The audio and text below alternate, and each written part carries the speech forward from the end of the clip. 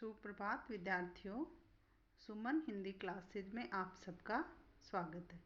आज के इस वीडियो में हम पढ़ेंगे हिंदी साहित्य में निबंध की विकास यात्रा भाग 2। जिस तरह से पिछले वीडियो में हमने हिंदी निबंध की जो विकास यात्रा है उसके शुरुआती दौर को पढ़ा और उसमें हमने भारतेंदु युग और महावीर प्रसाद द्विवेदी युग के बारे में जानकारियाँ प्राप्त की। और इसी कड़ी को अनवरत रखते हुए आज हम प्रसाद युग और प्रसादोत्तर युग की चर्चा करेंगे। प्रसाद युग जो है हिंदी गद्य साहित्य का स्वर्ण युग कहलाता है। इसमें क्या कविताएं, क्या गद्य, इन दोनों का विकास ऊंचे शिखर पर पहुंचा। कहानी, उपन्यास, नाटक, निबंध, आलोचना सभी का खूब विकास हुआ। सभी जो विधाएं हैं इनका बहुत ही अच्छे से विकास प्रसाद युग में हुआ। इस वजह से प्रसाद युग हिंदी गद्य साहित्य का स्वर्ण युग कहलाता है। इस युग में वर्णनात्मक और विवरणात्मक निबंध कम लिखे गए, या इस तरह से भी कह सकते हैं कि ना के बराबर ही ये निबंध इसमें लिखे गए। जबकि जो प्रसाद युग है इसमें निबंधों का विषय विचारात्मक और भावात्मक हो गया। विचारों को और भावों को अधिक महत्व दिया जाने लगा। इन दोनों ही प्रकार के सर्वश्रेष्ठ निबंध में विचारात्मक और भावनात्मक जो निबंध है उसमें जो विचारात्मक निबंध हैं उनमें आचार्य रामचंद्र शुक्ल और भावात्मक निबंधों में डॉक्टर रघुवीर सिंह सिरमौर रहे। और इसी कड़ी में बाबू गुलाब राय, वासुदेव शरण अग्रवाल, शांति प्रिय द्विवेदी, माखनलाल चतुर्वेदी, योगी हरि और राय कृष्णदास का नाम भी उल्लेखनीय है।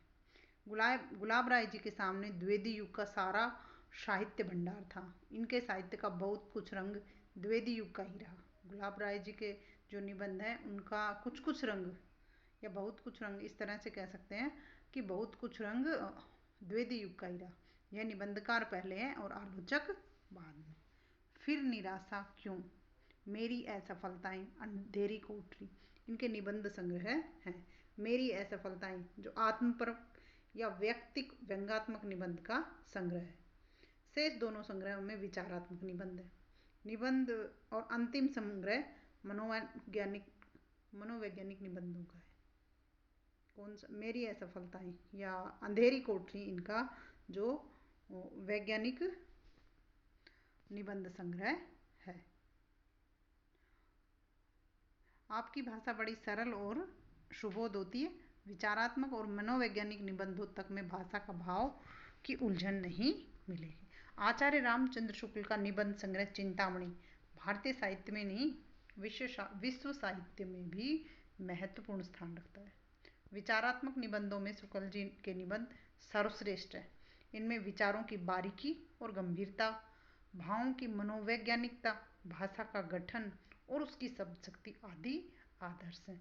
चिंतामणि के क्रोध, ईर्ष्या, लोभ और प्रीति, उत्साह, श्रद्धा, भक्ति, भय, करुणा, घृणा, लज्जा और ग्लानि आदि विषयों पर लिखे निबंध मानसिक भाव, वृत्ति और विचारों से संबंध रखते।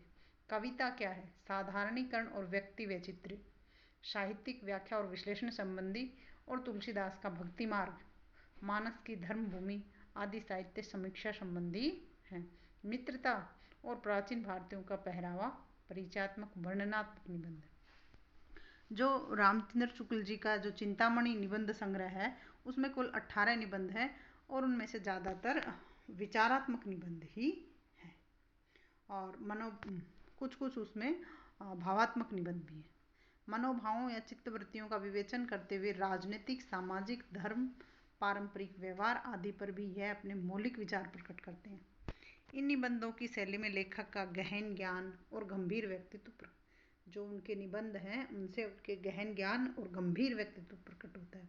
थोड़े शब्दों में ही बड़ी बात कहने की शक्ति इनमें है। या इस तरह से कह सकते हैं कि गागर में सागर भरने की शक्ति इनमें है। जो उच्च स्थान इनका आलोचक के रूप में है वही निबंधकार के रूप में भी है। लोक मंगल की भावना भी इनके निबंधों की प्रमुख विशेषता है। छायावाद युग के कवियों ने भी कुछ रेखाचित्र, संस्मरण और ललित निबंधों की सम्मिश्रित विधा में रचनाएं की। ऐसी रचनाओं में महादेवी वर्मा की पुस्तकें उल्लेखनीय मानी जाती। सबसे उल्लेखनीय मानी जाती है। उनमें महादेव वर्मा जी की पुस्तकों में उनकी स्मृति की रेखाएं, अतीत के चलचित्र और श्रृंखला की कड़ियाँ। इनके अतिरिक्त गंभीर विचारपूर्ण निबंधों में लेखक सूर्यकांत त्रिपाठी निराला को भी नहीं भुलाया जा सकता है। उनके 3 निबंध संग्रह प्रकाशित हो चुके हैं। पृथ्वीपुत्र में आपने एक स्थान पर कहा है कि विदेशी विचारों को मस्तिष्क में भरकर उन्हें अधपके ही भार उड़ेल देने में किसी साहित्य का लेखक लोक में चिरजीवन नहीं पा सकता है। देखो इन्होंने कितनी अच्छी बात कही कि विदेशी विचारों को मस्तिष्क में भरकर, कि विदेशी जो विचार हैं या भारतीय होते हुए विचारों में वो अध कचरा, निराला जी ये कहना चाहते हैं कि अध कचरा जो ज्ञान है, आधा अधूरा जो ज्ञान है, वो कहीं भी प्रसिद्धि नहीं पा सकता है। हिंदी साहित्यकारों को अपनी खुराक भारत की सांस्कृतिक और प्राकृतिक पृष्ठभूमि से प्राप्त करनी चाहिए। ये भारतीयता के पुजारी और पक्षपोषक थे। कला संस्कृति में प्राचीन और नवीन भारतीय ऋषियों, दार्शनिकों, कवियों और कलाकारों के विषय में निबंध है। इन्होंने समुद्र मंथन, कल्प वृक्ष आदि की नवीन वैज्ञानिक और मनोवैज्ञानिक ढंग से व्याख्या की है। ये सभी निबंध इनके विचारात्मक निबंध है। निबंध लेखन में शांति प्रद्योद्य को भी नहीं बुलाया जा सकता है। उनके संचारिणी, सामयिकी, युग और साहित्य, परिवारजक की प्रजा, इनकी जो ये परिवारजक की प्रजा, ये पुस्तक बहुत ही प्रसिद्ध है और कई बार कई परीक्षाओं में पूछी जाती है। गांधीवादी नैतिकता और छायावादी भाषा रचनाओं की विशेषता है। धरातल में आप अपने को समाजवाद के हिमायती बताते हैं।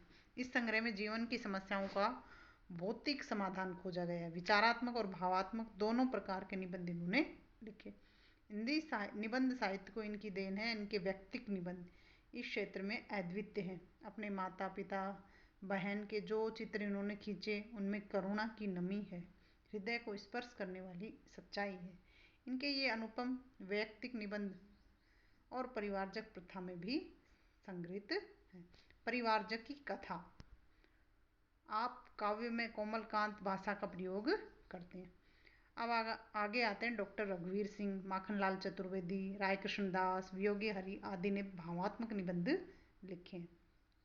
रघुवीर सिंह और माखनलाल जी के निबंध काफ़ी बड़े हैं और शेष दोनों के बहुत छोटे छोटे 1-1.5 पृष्ठ के। इनकी निबंधों की शैली अन्य निबंधों की शैली से भी भिन्न है। छोटे छोटे वाक्य, कहीं खंडित कहीं अपूर्ण, आश्चर्य, शोक, करुणा, प्रेम का आवेश इनमें उमड़ता सा दिखाई देता है। ऐसी रचनाओं को हिंदी गद्य काव्य का नाम दिया गया है। हम इन्हें निबंध मानते हैं। गद्य काव्य के भीतर तो कहानी, नाटक, उपन्यास, शब्द, चित्र, निबंध, आलोचना सभी कुछ सम्मिलित है। रघुवीर सिंह इतिहास के विद्वान हैं। मुगल कालीन जो घटनाएं हैं, इमारतों, चरित्रों को लेकर इन्होंने अतीत स्मृति और शेष स्मृतियाँ 2 पुस्तकें लिखी हैं। वैसे ही तो इन निबंधों में वर्णन और विवरण है, फिर भी ये भावात्मक है क्योंकि लेखक ने इनमें वर्णन को महत्व नहीं दिया, इनको देखकर अपने हृदय में उठने वाले भावों को महत्व दिया, इसलिए ये निबंध भावात्मक निबंध है। माखनलाल जी ने विचार प्रधान निबंधों को भी भावात्मक शैली में लिखा है। युग और कला, साहित्य देवता, रंगों की बोली, व्यक्तित्व आदि निबंध। कला, साहित्य, चित्रकला और व्यक्तित्व विषयों पर ये विचारात्मक हो सकते हैं, लेकिन विचार भी प्रभावात्मक ढंग से दिए गए। लेखक की मुग्धता, श्रद्धा, करुणा, सहानुभूति इनमें प्रकट होते। वियोगी हरि और राय कृष्णदास जी की रचनाओं में भक्ति, प्रेम, विस्मय, पश्चाताप, आत्मनिवेदन और मनोमुग्धता, करुणा, संवेदना आदि अनेक भाव और भावनाएं प्रकट हुई, क्योंकि ये सब भावनाएं भावात्मक निबंधों में प्रकट होती हैं। भावना और अंतर्नाद वियोगी हरि की साधना राय कृष्णदास की पुस्तक है। इन सभी निबंधकारों ने उर्दू शब्दों का भी यथाअवसर प्रयोग किया है। तो इस तरह से जो प्रसाद युग है, तो प्रसाद युग में विचारात्मक और भावात्मक निबंध अधिक लिखे गए और इनके निबंधकारों में प्रमुख है राय कृष्णदास, माखनलाल चतुर्वेदी, महादेवी वर्मा, जयशंकर प्रसाद और सूर्यकांत त्रिपाठी निराला आदि। अब आगे आता है प्रसादोत्तर युग, प्रसाद के बाद का युग। प्रसाद या प्रसादोत्तर या प्रगति युग में निबंध साहित्य ने सबसे अधिक विकास किया। निबंध ने सबसे अधिक विकास कब किया? प्रसादोत्तर युग में। विषयों की संख्या और विविधता की दृष्टि से तो इस युग का मुकाबला ही नहीं है। यह युग उथल पुथल का युग है, क्योंकि दूसरा विश्व युद्ध हुआ था इस समय और समाजवादी विचारों का आगमन हुआ था। भारत स्वतंत्र होकर विभाजित हुआ। प्राचीन साहित्य और संस्कृति और कला की ओर हमारा ध्यान गया। अनेक आर्थिक और सामाजिक समस्याएं भी पैदा हुई। तो इन सब बातों को की छाया निबंधों में भी मिलती है। इस युग के 4 निबंधकार विशेष रूप से उल्लेखनीय: आचार्य हजार प्रसाद द्विवेदी, जैनेन्द्र कुमार और भगवंत आनंद कोसलायन तथा यशपाल। ये चारों इस प्रसादोत्तर युग के 4 स्तंभ भी माने जा सकते हैं कि आचार्य हजार प्रसाद द्विवेदी, जैनेन्द्र कुमार, भगवंत आनंद कोसलायन तथा यशपाल। कोसलायन जी बौद्ध भिक्षु थे और समाजवादी विचारों का इन पर बहुत प्रभाव था। निबंध तो इन्होंने बहुत नहीं लिखे, पर पृथक विषय की दृष्टि से इनका महत्व है। जो न भूल सका इनके संस्मरणात्मक निबंधों का संग्रह है, जिनमें सामाजिक विषमता और धार्मिक शोषण, आर्थिक उत्पीड़न के तीखे चित्र हैं और धर्म को यह शोषण का संगठित साधन बताते हैं। अमीरों के भवनों को गरीबों की हड्डियों की ईंटों और खून के चूने से बना बताते। जनवादी लेखक होने से इनकी भाषा बहुत ही सरल है, क्योंकि ये आम बोलचाल की भाषा लिखते हैं। प्रगतिवादी निबंध साहित्य में यशपाल बेजोड़ है। इनके ये निबंध संग्रह प्रकाशित हो चुके हैं: चक्कर क्लब, न्याय का संघर्ष, गांधीवाद की स्व परीक्षा, देखा सोचा समझा, बात बात में, राम राज्य की कथा। तो इन सभी पुस्तकों के नामों से भी पता चलता है कि ये समाजवाद के समर्थक ही नहीं, प्रचारक भी हैं। पुरानी परंपराओं, समाज के ढांचे, धर्म की बुनियादों पर इन्होंने बड़े जोश के साथ वार किया है। इनका विश्वास है कि पुराने दर्शन और संस्कृति मानव की उन्नति में रोड़े हैं, इसलिए इनका विरोध यह निडर होकर करते हैं। और वर्तमान जो समय है उसमें धन के गलत बंटवारे के कारण कोई राजा बन गया और कोई गुलाम। वे कहते हैं कि मानव की घृणा, मानव से मानव की शत्रुता, मानव द्वारा मानव का शोषण और अपमान तभी दूर होगा जब सबको अपने परिश्रम का फल मिलेगा। इन्होंने कितनी अच्छी बात कही है कि मानव से जो घृणा, एक इंसान दूसरे इंसान से जो घृणा करता है, और मानव से मानव की जो शत्रुता है, मानव द्वारा मानव का जो शोषण हो रहा है और अपमान हो रहा है, वो तब दूर होगा जब सबको अपने परिश्रम का फल मिलेगा और विकास का अवसर प्राप्त होगा। सभ्यता, संस्कृति, कला, साहित्य, समाज, सभी के निबंधों में इन्होंने अपने मौलिक विचार प्रकट किए। विविधता की दृष्टि से उन्होंने हिंदी निबंध साहित्य को धनी बताया है। जैनेन्द्र कुमार शुद्ध रूप से विचारक थे। धर्म, युद्ध, न्याय, राष्ट्रीयता, दान की बात, दीन की बात, पैसा, कमाई, और गांधीवाद का भविष्य, रोटी का मोर्चा, संस्कृति की बात, उपवास और लोकतंत्र, सच्चाई, प्रगतिवाद आदि इन्होंने ये निबंध लिखे। लेकिन उनमें इनके जो निबंध हैं उनकी भाषा सरल हाट बाट की है, लेकिन उनमें अर्थ जो है वो गजब का मिलेगा। इनकी शैली के कुछ अवतरण देखिए कि व्यवस्था का दल कागजी है, काम उसमें दफ्तरी है, मत पता लगने दो कि नीचे जान है, दिलेरी डर से पैदा होती है, उस नियत का मुंह भार चाहे न दिखता हो, पेट में छिपी उसकी जड़ जरूर है। किस तरह से छोटे छोटे वाक्यों में और इन्होंने जो व्यवस्था है उस पर कटाक्ष किया है कि व्यवस्था का दल कैसा है, कागजी है, और काम उसका दफ्तरी है कि सरकारी दफ्तरों में किस तरह से कामकाज होता है। मत पता लगने दो कि नीचे जान है। भोलाराम का जी व्यंग पढ़ा होगा ना, तो कुछ उसी तरह से इन्होंने भी व्यंग किया है। निबंधकारों में राहुल सांस्कृत्यायन का नाम भी महत्वपूर्ण है। इनके निबंधों में देश दशा, राजनीति और यात्रा वृत्तांत तथा इतिहास को लेकर ही होते हैं। देश दशा और राजनीति से संबंधित निबंधों का एक संग्रह का नाम है तुम्हारा क्षय।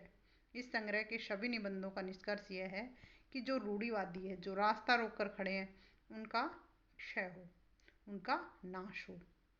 इनके कुछ संस्मरणात्मक निबंधों के संग्रह हैं, ये हैं बचपन की स्मृतियाँ, जिनका मैं कृतज्ञ, मेरे असहयोग के साथी। देखिए, मेरे सहयोग के साथी नहीं, मेरे असहयोग के साथी।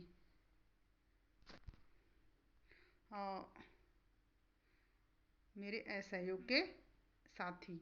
और इसी के साथ इनमें इनके हैं निबंध। जिनका मैं कृतज्ञ, मेरे असहयोग के साथी राहुल जी के कुछ संस्मरणात्मक निबंध हैं। राहुल जी के असली व्यक्तित्व और निबंधकारों की आत्मा का यदि दर्शन करना हो तो उनका घुमक्कड़ शास्त्र पढ़ना चाहिए। उनका जो यात्रा वृत्तांत है घुमक्कड़ शास्त्र, वो सबसे अधिक प्रसिद्ध है। राहुल जी जैसी मस्ती और जैनेन्द्र कुमार जैसी शैली की झलक कन्हैयालाल मिश्र प्रभाकर के निबंधों में मिलती है। राहुल जी जैसी तो मस्ती और जैनेन्द्र कुमार जी जैसी शैली, ये किन में मिलती है? कन्हैयालाल मिश्र प्रभाकर में। इनके निबंधों के 6 संग्रह, जिंदगी मुस्काई, आकाश के तारे, धरती के फूल, दीप जले, शंख बजे, माटी हो गई सोना, महके आंगन, चहके द्वार और बूंद बूंद सागर लहराया। आधुनिक निबंधकारों में विद्यानिवास मिश्र का नाम उल्लेखनीय है। इन्होंने अधिकतर ललित निबंध लिखे हैं। इन निबंधों में कविता और पांडित्यपूर्ण शास्त्र का आनंद एक साथ मिलेगा। इनके 3 निबंध संग्रह प्रकाशित हो चुके हैं। चितवन की छाव में, कदम की फूली डाल, तुम चंदन हम पानी। और इनके तुम चंदन हम पानी, इस तरह से इनके 3 संग्रह प्रकाशित हो चुके हैं। और आधुनिक जो निबंधकार हैं उनमें प्रभाकर माचवे, नामवर सिंह, हरिशंकर परसाई, शरद जोशी, श्रीलाल शुक्ल आदि के नाम उल्लेखनीय है। हिंदी निबंध लेखन की परंपरा अत्यंत समृद्ध है, लेकिन कुछ वर्षों से इस क्षेत्र में नए लेखकों का आगमन बहुत कम हुआ है। ललित, भावात्मक, विचारात्मक निबंध लेखन की जो प्रवृत्ति है वह कम हुई है, और जो लिखे जा रहे हैं वो भी पुरानी पीढ़ी के ही लेखक हैं। नए लेखकों की निबंध लेखन की ओर जो उदासीनता है वो चिंता का विषय है। यानी आज के समय में जो है वो निबंध कम लिखे जा रहे हैं। इसके लिए ये चिंता का विषय है कि कहीं हमारी ये साहित्य की जो ये विधा है निबंध, कहीं धीरे धीरे समापन की ओर न चली जाए। इसलिए हमें जो जो लेखक हैं उनको निबंध लेखन की तरफ भी ध्यान देना चाहिए। हिंदी निबंध का जन्म भारतेंदु काल में हुआ और यह नव जागरण का समय था। इसलिए इस तरह से हमने ये जो हिंदी निबंध की जो विकास यात्रा है इसको पढ़ा और समझा, जो कि हिंदी जो निबंध का जो विकास है सबसे पहले भारतेंदु युग में हुआ, और किस तरह से चलते हुए भारतेंदु युग से वो महावीर प्रसाद द्विवेदी, यानी 4 युगों में ये किस तरह से इनको विभाजित किया गया कि सबसे पहले भारतेंदु युग, फिर उसके बाद द्विवेदी युग आता है, फिर उसके बाद प्रसाद युग, और अंत में आता है प्रसादोत्तर युग, या जिसे आधुनिक युग भी कहते हैं। तो हिंदी निबंध की जो विकास यात्रा है यहीं समाप्त होती है। धन्यवाद।